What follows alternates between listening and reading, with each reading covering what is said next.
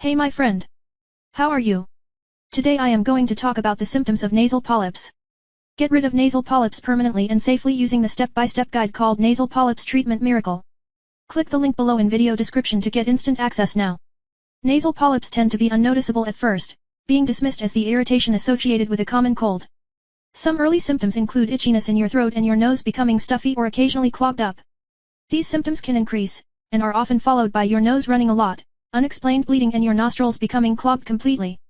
In some cases, if these growths are deep enough in your nose they block the airways at the back of your nasal cavity completely.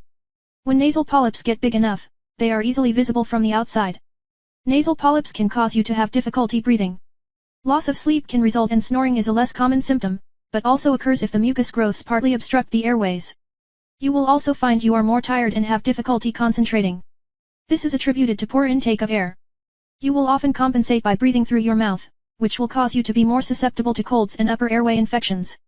This is a result from the fact that you cannot filter the air you breathe through your nose. Get rid of nasal polyps permanently and safely using the step-by-step guide called Nasal Polyps Treatment Miracle. Click the link below in video description to get instant access now. Thank you for watching. Talk to you soon.